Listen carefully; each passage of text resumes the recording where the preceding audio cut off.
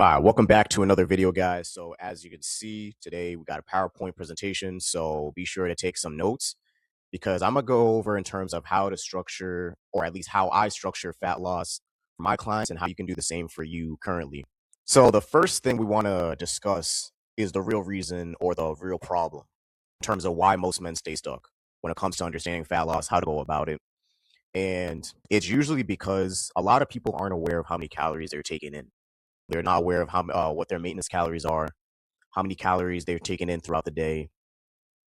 There's no understanding of how to adjust accordingly each and every single week, let alone how to approach it. When should they?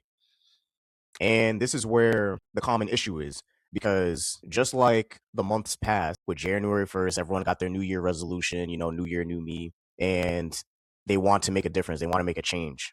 But with that change is fueled by motivation alone. But here's the thing, guys. With any effort that you do, if there's no system behind it, you're running in blind and chances of you failing is 9 out of 10 times. Hell, I put 9.5 out of 10, to be honest, bro, times that you're failing. You wouldn't go to a job and then have no system, no training behind it, and then the manager just expects you to, understand completely and achieve each set task to a T, damn near like perfect it, understand how to adjust all that shit. You need proper training. You need a proper system to go about each and every shift that you go to, or attend. But that's the same thing with fat loss, guys, and relying on motivation alone isn't going to get you far. It's going to leave you burnt out. And then this is going to be the same cycle year after year. So the first kind of assessment I go through, especially when I take someone on, or something that you can do right now in terms of the notes you take, is you want to assess a baseline. You want to understand what's your current baseline right now. First in hand, what's your height, what's your weight? And then from there, we start digging in more deeper in terms of what's your work schedule like? What's your work schedule like? What's your activity like outside the gym, if you're even attending? How much movement are you getting throughout the day? Stuff like that. But also, what's your current diet? What's your current diet, as well as what's your sleep pattern? Because if I can't understand like what your current life looks like right now in terms of your diet, in terms of your work schedule, in terms of your sleeping patterns, I can't just randomly give you a system because it's not going to fit towards your work life schedule. This is why when you hear, oh, do these workouts, do this 5-day split, but then you're only available for 3 days, how does that make sense? So the same thing I try to understand first and foremost when I take on someone. But don't worry about the calories or the workout splits or any of that stuff. First, we want to just understand like where we're at. So something that you can do immediately is take some progress photos. If today is going to be day number 1, take progress photos, do front, back, side, and you'll see a visual of that later on in another slide. But, take a progress photo. From there, write out your schedule. So how many days are you available to actually work out? And then be honest with yourself. How much daily movement are you getting outside of that? Are you going for walks in between the days? How many steps are you getting? And then from there, once I get a gist of that and understand your sleeping pattern, this is where I do the correcting. This is how we set times in terms of how we go about every single thing. And the first thing I'll go after is in terms of understanding your activity level and calories, and base your maintenance calories off of that. You know what I'm saying?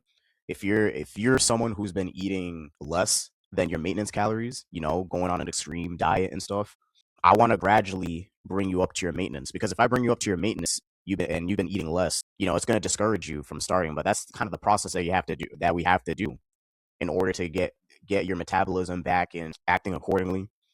And from there, we just assess in terms of, okay, now that we assess being at our maintenance calories, we can approach going at a deficit more clear. Oh, and the deficit usually is around like 2 to 300, 500 max, depending on the goals, which comes down to the last bullet point I made here in terms of timeline. How long are we going for? What's the expectation? What's the goal at hand? Are we looking to prepare for like the summer? Is there a certain event that you got to get ready for? So once we have a clear understanding of like what our baseline is looking at, then we can set expectations and timelines in terms of how we go about your plan. And same thing for you. So after we develop all of that, the next thing is just understanding the nutrition foundation, right? So I'm not going to force any client to eat a certain way in terms of what they don't enjoy. We figure out what they enjoy in terms of protein, whether that's egg, steak, fish, all that stuff, right? And then in terms of fruits, bananas, apples, oranges, and then simple carbs such as rice, oats, sweet potato. Any way that my client can enjoy the food and repeat it on a daily basis is going to be the key in terms of having the nutrition foundation on lock. We want meals that we can enjoy every single day and not have to guess in terms of what should my next meal be. We want to eliminate decision fatigue because that's where a lot of people get stuck too. They want all these recipes, they see all these recipes online and all that stuff. But you don't want to have to decide every single day what you're going to eat when you have a busy work life schedule. And on top of that, if you have a family too, we've got to build some structure. But with protein, that is non-negotiable. You have to hit your protein intake every single day. That's the only way you're going to protect the muscles that you break down when you go to the gym. So be sure to hit 0.8 to 1 gram per body weight. But that shit is non-negotiable. You have to hit that shit every single day. Or it's like you basically didn't even go to the gym at all. Then you're just going to lose weight and lose muscle on top of that. And that's not what we want. We don't want that. We want to actually protect the muscle. We want to build muscle density, guys. This is how you're going to get, this is how your frame's going to show, especially as the body fat crunches down. But another thing is we have to understand that everyone has a different work-life schedule. So if you're someone who likes to enjoy 3 meals a day, that's how we structure it. If you're someone who likes to enjoy 4 or 5, that's how we structure it. There's no fucking perfect timing. Obviously, space out your meals so then you can digest it properly. But that's why it blows my mind that people will say, "Oh, you got to stop eating when you get when it's past 7." So how about the motherfucker who's leaving work and getting home at 9, and he still hasn't had dinner yet? You're gonna tell that motherfucker to not eat dinner and starve, and then more likely have high cravings and then binge? It's ridiculous, guys. Whatever structure that works for you, that's how I plan it. That's how you should plan it as well. But that's what I do for my guys. We structure it to the way that they can stick to meals that they actually enjoy, hitting their protein, non-negotiable, and from there, going having a meal plan going according to their work life schedule. Simple, and being at a deficit.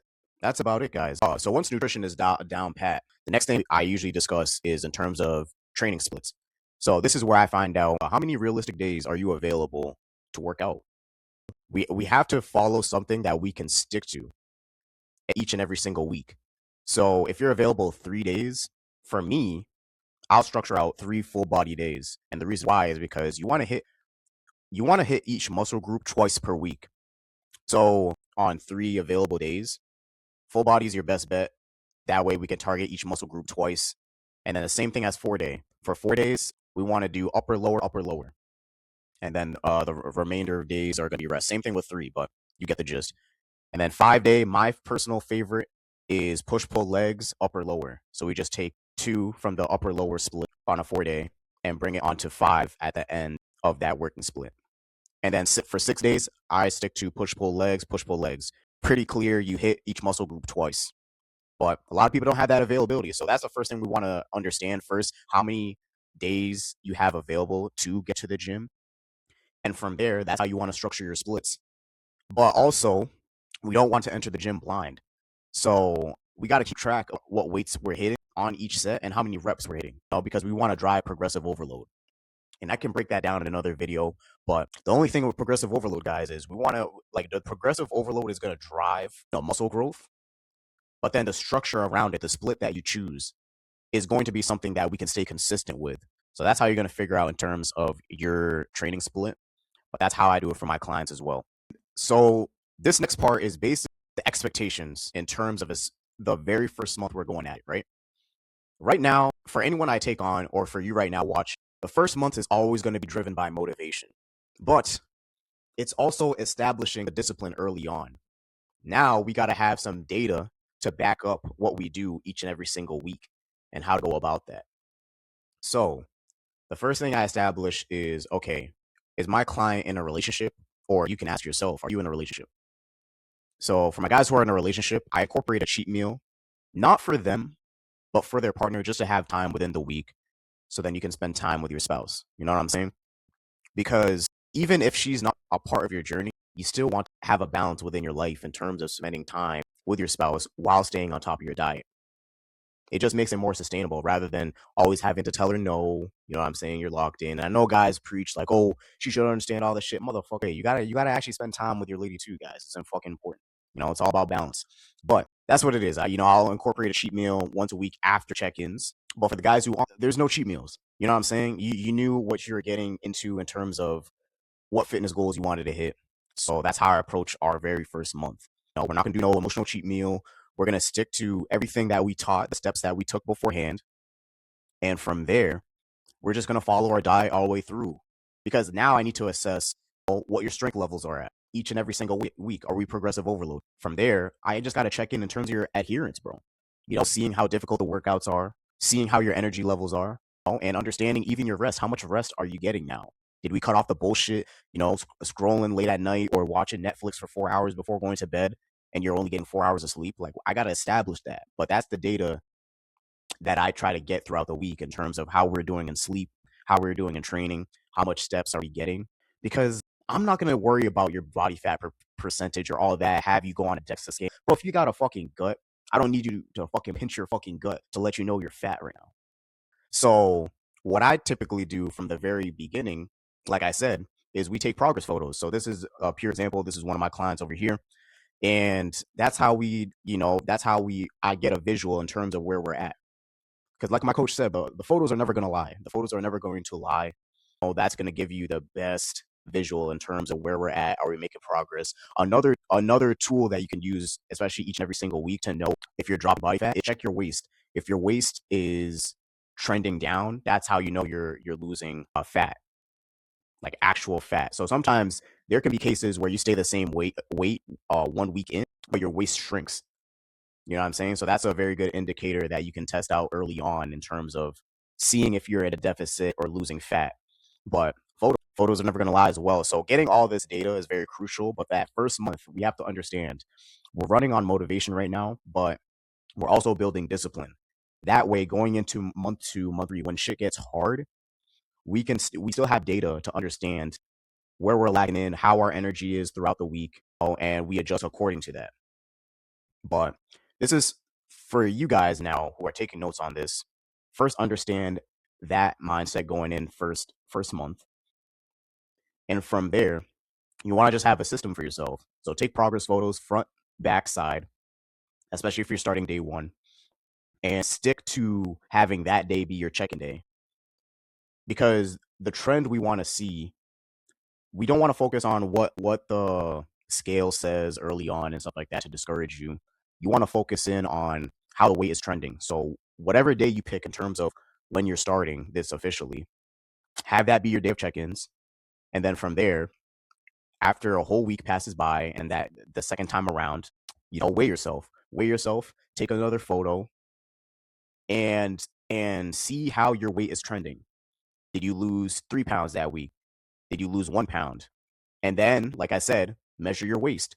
So if you stayed the same weight, measure your waist, see if it's trending down. If not, we see in terms of where maybe we messed up, and then you make the adjustments accordingly going over the next week. But that's how you're going to do it, guys. That's how you're going to establish data, understand your patterns, understand where you slipped up or where your sleep was off, all that stuff. That's the data you're going to need each and every single month, and that's how you hold yourself accountable. Because each week you want to lose 0.5 to 1% body fat, and you want to have it be a slow you want to see your weight trending down to know you're in a deficit. And from there, man, that's how we hold ourselves accountable. That's how you hold yourselves accountable. So don't worry too much about the scale. See how your weight's trending within 1 through 4 weeks, or the whole month. See how your weight's trending. If you're going down, you're making progress. If you're not, look back on your data and see where the slip ups are happening. And to sum up the last point, how we make adjustments towards the week is understanding that once you took all the steps beforehand, you understand that, we understand how many calories we're taking in. We're at a deficit now. Now we got something to follow. We got our workout split. We're doing progressive overload. We're seeing the data. We're seeing how much sleep you're getting in. We're seeing how much steps you're getting in, right? Which in terms of the steps, guys, non-negotiable, it got to be around 8 to 10K steps. 10K should be your target every single day, but 8K minimum. You can't have one day you're going 10K steps and then the next day 1K steps. Because believe it or not, guys, you actually burn a lot more fat standing and walking than you do in the gym and all that shit. But once we understand that, in terms of everything that we gathered and written down, how we make adjustments towards the week is seeing when our weight stalled. So this is where I say understand the trend that your weight's following.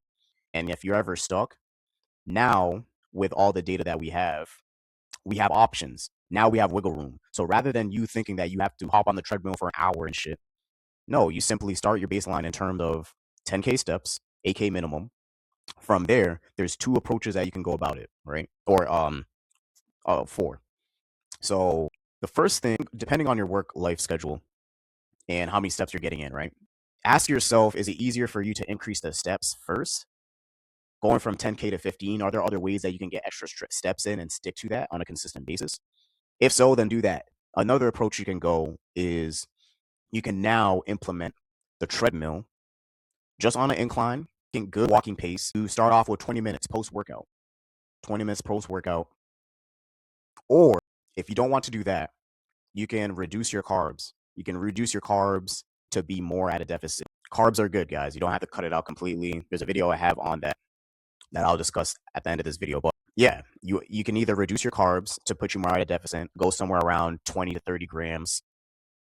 You can adjust your fats, but not go too low. You want to keep your fats around 20% of your maintenance or a deficit. And those are your options, guys. First thing, typically, if I'll be honest, if I can increase the steps for the clients, or me personally, I'll do that. Because steps are something easy. It's way easier on your joints. Same with the treadmill, walking incline. You know what I'm saying? These are movements that are so easy on your joints, especially if you're older individual, plus 30 plus, all that. But if you can increase your steps, do that. But if you're someone who can't, you can barely get 8, but you're getting like 10, 8 consistent, then I would suggest we start off on the treadmill 20 minutes. Or if you don't want to do any increases in terms of the cardio, you can just simply reduce your carbs to 20, 30 and then stick with that. And then, like I said both previous, see how your weight trends the next week or 2 weeks from now. That's gonna be your best bet. For me, I suck at getting steps. I'll be honest. That is something that I've been guilty of even in my prep. So I usually like to either decrease my carbs first or just hop on the treadmill, guys. Hop on the treadmill post-workout, 20 minutes, nice, easy pace, and be done with my day. But that's how you want to establish in terms of how you make adjustments per week. But if your weight's still trending down, even at your maintenance and 10K steps, just keep that going, guys. I've literally done a whole 6 months of just doing 10K steps, having my meals, and incorporating cheat meals after my check-ins. And if I'm able to show a picture, it was basically me doing that. I didn't do any cardio, and I was able to go from skinny fat to lean. But if I'm able to show that, I'll display that. But if not, you'll see it on another thumbnail or something. But that's basically how you make adjustments per week, for my clients and for you yourself. So guys, to sum it all up, fat loss requires a structure, and without it, you're simply just going to rely on motivation. You're going to go on these extreme diets, fasting and all this stuff, endless cardio, and just still be confused. But you want to look at this as the bigger picture, right? You want to understand why you got into this. You want to understand that, like, in the very first months, or maybe just only the first month, we're just running on motivation.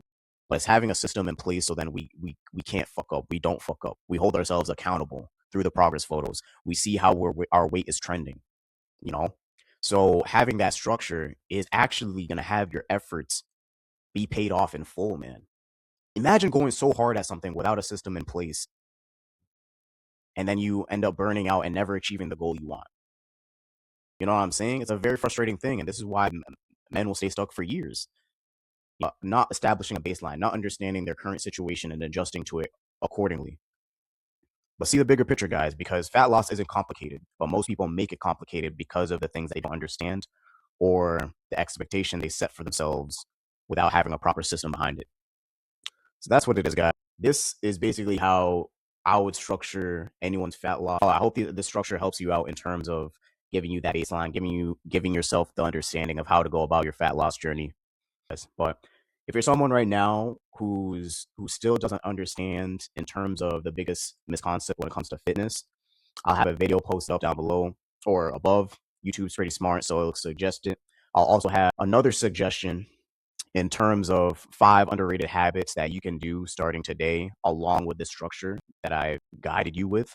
So definitely be sure to check either of those videos out, depending on where you're at in your fitness journey. But that's all for today, guys. I'll be back with another video, but until then, peace out.